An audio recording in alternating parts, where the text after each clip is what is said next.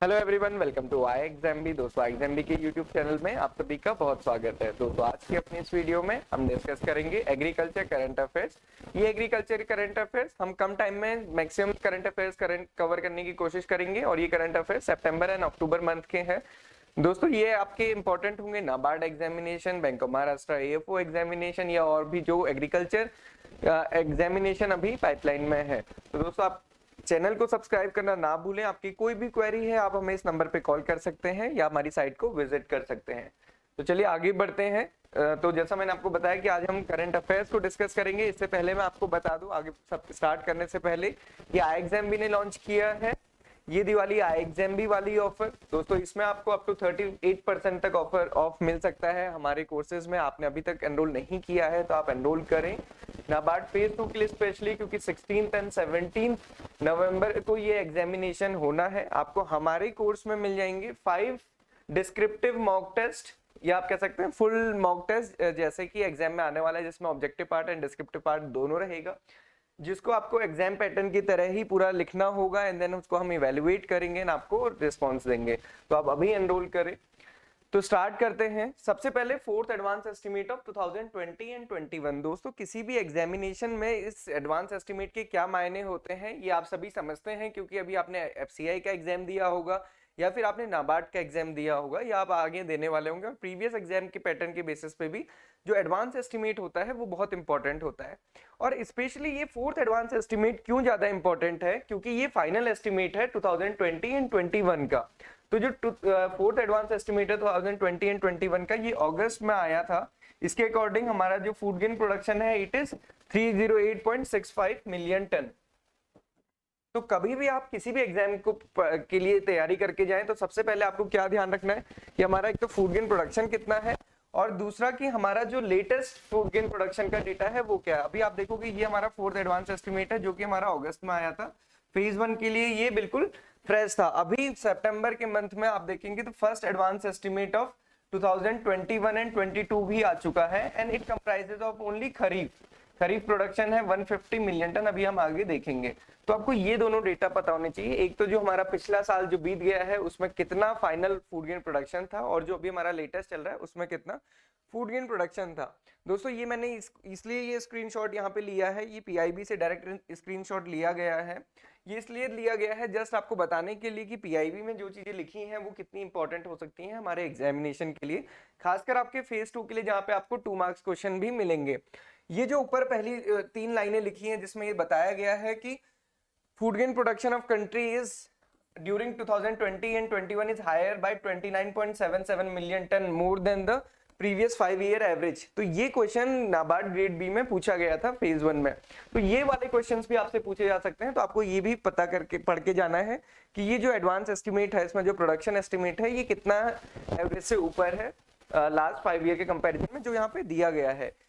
Similarly food gain production तो आप पढ़ के ही जाएंगे। पैडी वीट का आप जरूर पढ़ के जाएं। ऑयल सीड का जैसा कि आपने देखा कि ग्रेड ए के फेज 1 में ये पूछा गया था, और पल्स प्रोडक्शन ये आप जरूर पढ़ के जाएं। सो दिस इज इंपॉर्टेंट, और ये लास्ट ईयर का है तो स्टिल ये अभी भी इंपॉर्टेंट है आपके लिए।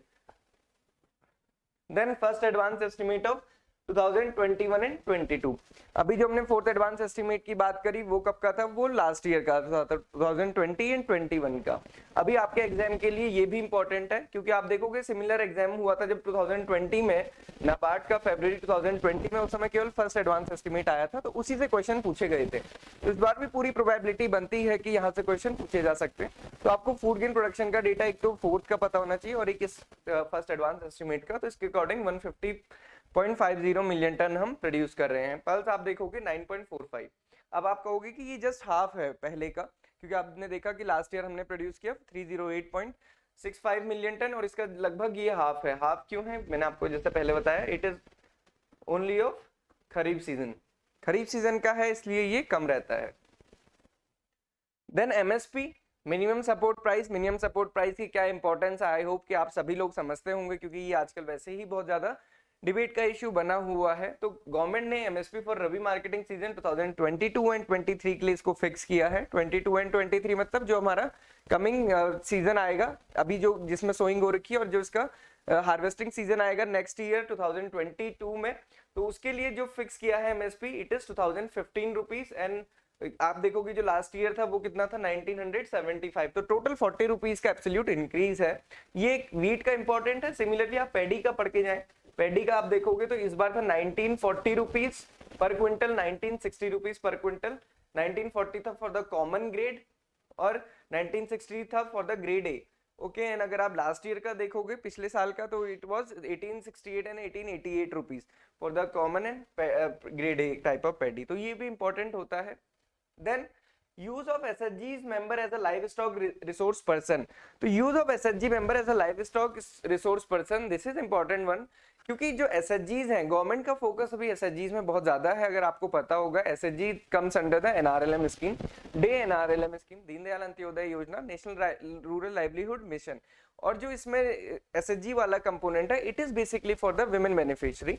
जनरली ये मेन के लिए नहीं है, अगर वो किसी डिसेबल्ड कंडीशन या फिर पुअर कंडीशन होती है तो उसमें कुछ एग्जाम्पशन है, otherwise it mainly focuses the rural women. तो यहाँ पे क्या गया है, using the backward linkages the support is being provided through the cadre of पशु सखीज। तो पशु सखी बनाई जाएंगी सो दैट कि वो गांव के बाकी लोगों को भी एजुकेट कर सके रिलेटेड टू द हमारा जितना भी पशुधन होता है। और ये कैसे किया जाएगा, महिला किसान थ्रू द पशु पाठशाला and services the door step of the farmers. तो वो फार्मर्स को डोर स्टेप पे ही सर्विसेज देंगी और उनको पशु पाठशाला के थ्रू एजुकेट किया जाएगा। इस मिशन में अभी तक मोर देन 40,000 पशु सखीज ऑलरेडी काम कर रही है और गवर्नमेंट इसी को आगे टू फोल्ड करना चाहती है। Then about the Swamitva scheme. Swamitva scheme, I think all of you are well aware of this particular scheme. Swamitva scheme is about the survey of villages and mapping with the improvised technology in the village areas. This scheme was launched by the Pradhan Mantri Modi ji in the last year. 24th of April 2020. 24th of April 2020 is important because of that day is celebrated as the National Panchayati Raj Divas. पंचायती राज दिवस के रूप में हम उसको मनाते हैं। उस दिन इसको लॉन्च किया गया था। जब ये इसको लास्ट ईयर लॉन्च किया गया था उसको हम फेज 1 कहते हैं, that is the pilot phase था। इसको 12 स्टेट्स में लॉन्च किया गया था। इस बार जब फेज 2 आया तो 24th ऑफ अप्रैल 2021 को प्रधानमंत्री जी ने इसको पूरे नेशन को डेडिकेट कर दिया। तो जो फेज 2 है दैट इज अप्रैल 2021 से स्टार्ट होता है और ये अब हर स्टेट में है। हर स्टेट में मेजरली इसका काम क्या होता है, with the enable economic progress of the rural India by providing record of rights। तो record of rights है बेसिकली जो विलेज हाउस होल्ड्स हैं, जो इंडिविजुअल्स हैं, उनको उनकी जो लैंड है या फिर जो भी उनकी प्रॉपर्टी है उसका रिकॉर्ड देना या प्रॉपर्टी कार्ड्स प्रोवाइड करना। This is the main M of the स्वामित्व scheme. Then next is the crop production target for the year 2021 and 22। जो crop production target है 2021 and 22 के लिए जो अभी साल चल रहा है जिसका फर्स्ट एडवांस एस्टिमेट आ चुका है, तो आप देखेंगे इसमें 307.33 है। और लास्ट ईयर का अगर आप देखो तो लास्ट ईयर में हमने ये ऑलरेडी सरपास कर चुका है। 308.65 मिलियन टन हमारा प्रोडक्शन लास्ट ईयर में रहा एंड इस बार का टारगेट 307 है। मतलब जो पिछली बार अचीव किया उससे कम टारगेट पहले फिक्स हो जाते हैं। Then union minister Shri Narendra Singh Tomar ji launches Amul honey. तो अमूल ये आप सभी जानते हैं अमूल के बारे में, it is a cooperative society जो जिसने अभी हनी के सेक्टर में भी अपने कदम रखे हैं। तो अमूल हनी क्या है, एक प्रोजेक्ट है Gujarat cooperative milk marketing federation limited का under the active cooperation of the national bee board. तो नेशनल बी बोर्ड है, आप सभी को पता होगा, वो जो नेशनल बी बोर्ड है उसकी कई सारी स्कीम्स है जिसमें से एक स्कीम है national bee keeping and honey mission. तो उसका एम ही यही है कि इनकम बढ़ाई जाए स्मॉल फार्मर की थ्रू दीज एंटरप्राइजेस एपीकल्चर से, और इसके लिए 500 करोड़ रुपीस का फंड जारी किया गया है। Then Kamdhenu Deepavali campaign launch to promote the cow entrepreneurship and the cow based panchagavya products. Basically ये जो स्कीम है ये गवर्नमेंट ने नहीं लॉन्च की है, this is the initiative of the entrepreneurs और बेसिकली गवर्नमेंट ने उसको हेल्प किया है, सपोर्ट किया। अगर आप देखेंगे कामधेनु दीपावली कैंपेन लॉन्च की गई थी, manufacture and market more than 100 crore cow dung based Deepak lamps and Lakshmi Ganesh idols. तो काउ डंग बेस्ड जो दिए होते हैं वो और लक्ष्मी गणेश के आइडल्स बनाने के लिए, इसमें क्या था कि जो fisheries and animal husbandry minister थे पुरुषोत्तम रुपाला जी, उन्होंने पार्टिसिपेट किया था with the cow entrepreneurs and cow lovers across the country. तो बेसिकली ये उस एनिमल हस्बेंड्री सेक्टर को हमारा प्रमोट करता है क्योंकि जो वेस्ट प्रोडक्ट होता है उसको हम इकोनॉमिक रूप दे सकते हैं। Then 4th of October is important because it was celebrated as the World Animal Day। तो world animal welfare board of India celebrated world animal day 2021 को उन्होंने सेलिब्रेट किया। बेसिकली हर कोई सेलिब्रेट करता है जो भी इस टच में रहते हैं। ये हर साल 4 अक्टूबर को इंटरनेशनली सेलिब्रेट किया जाता है। Feast day of Francis of Assisi के रूप में, the patron saint of animals, to educate human about how their actions impact animal and create awareness about the protection of animal all over the world। ये 1925 मार्च से अभी तक regularly celebrate किया जा रहा है। दिस इज, यहाँ पे इंपॉर्टेंट ये है कि वर्ल्ड एनिमल डे जो होता है वो 4 अक्टूबर को होता है। बाकी थिंग्स आप इसमें देख सकते हैं। Then is the DAY NRLM dedicated 50,000 women SHGs member as a business correspondent। तो DAY NRLM it is a important scheme. Similarly जैसे अभी हमने बताया था कि पशु सखीज वो बना रहे हैं फॉर द एनिमल प्रोटेक्शन, या फिर आप कह सकते हैं एनिमल हस्बेंड्री को आगे बढ़ाने के लिए। सिमिलरली डे NRLM में क्या डेडिकेट किया, 50,000 women SHG member as a business correspondent.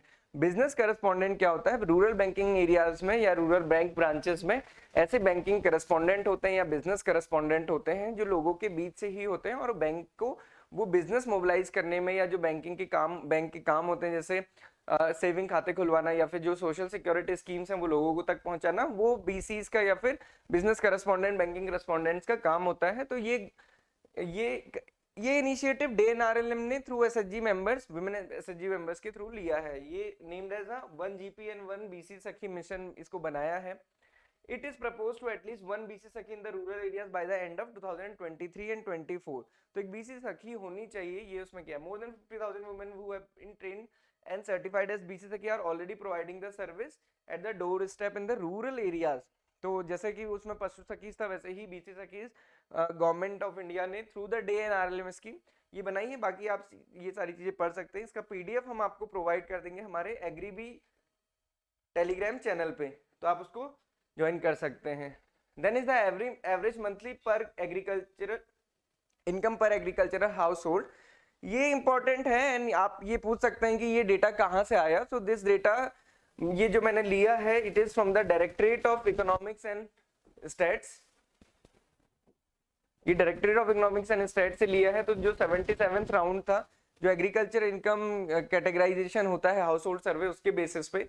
तो अगर आप यहाँ पे देखेंगे जो average monthly income from all sources to the rural farmer, या फिर हम कह सकते हैं एग्रीकल्चर हाउस होल्ड की कितनी है, 10,218। वेजेस के थ्रू 4,000 इसको मिलता है। Income from the crop production it is very low, 3,798। From the farming of animal 1,582 रुपए। Income from the farm business 641। Lease, land को लीज देने से 134। तो आप ये देख सकते हैं ये कैटेगराइजेशन है। This is the average monthly income as per the agriculture household. इसका सोर्स ये है। This is the 77th round जो सर्वे इसमें होता है। So this is all about this particular month current affairs related to the agriculture. अगर मैं आपको बताऊं किसी भी एग्जाम के लिए आपको करंट अफेयर्स पढ़ना है तो आप जुलाई एंड अगस्त के करंट अफेयर्स जरूर पढ़ के जाएं, क्योंकि उस टाइम पे पार्लियामेंट सेशन में होती है तो मिनिस्टर्स सारे आंसर देते हैं। तो वो PIB में सारा कुछ आता है and that PIBs are very important for your any examination. तो ये मैं आपको बता ही चुका हूँ कि आप नाबार्ड फेज 2 के हमारे कोर्स को सब्सक्राइब कर सकते हैं। तो इस दिवाली आप जरूर बस्ट करें एक क्रैकर हमारे साथ।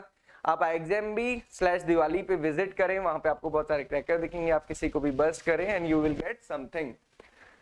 सो this is all for today students and अच्छे से प्रिपेयर करते रहें। आपकी कोई भी डाउट क्वेरीज हैं तो आप हमें कमेंट बॉक्स पे लिख सकते हैं।